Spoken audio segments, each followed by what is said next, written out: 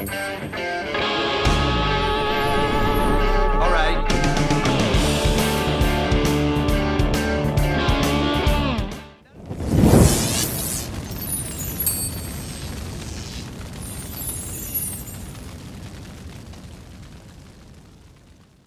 In 1977, we had a friend that was living in San Francisco, and he worked for this organization that raised money to try to get better working conditions for migrant workers. He said, "Will you guys come out here, and there's about a month worth of work, and we'll put you up and feed you.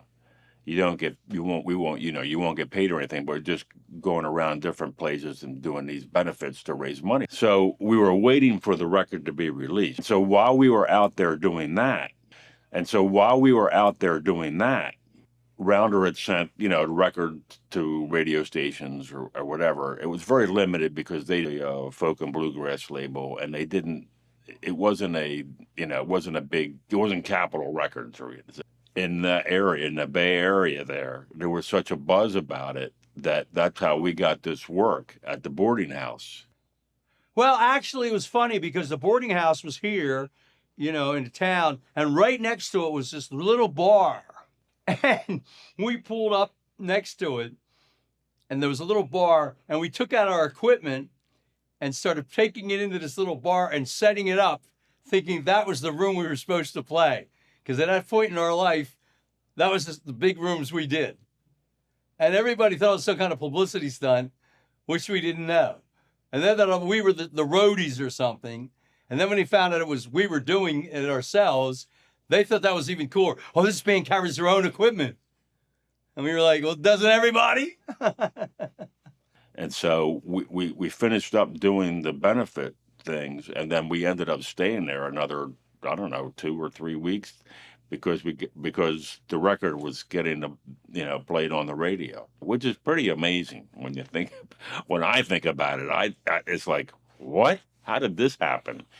And then from there we did that, and it was just incredible. And the response we were getting from the people, it was just amazing, and so that became like a second home for us, kind of, San Francisco, in that sense, because we spent so much time there.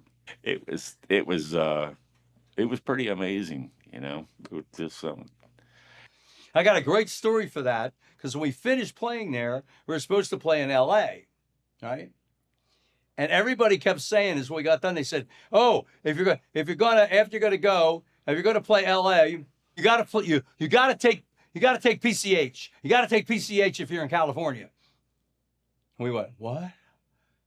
We gotta take PCH." I said, "Oh, PCH is the best. Everybody, when they come to California, takes PCH." Oh, no, I don't think so. Not us. Well, I don't think that's so. No. We didn't know they were talking about a highway. We thought they were talking about a drug.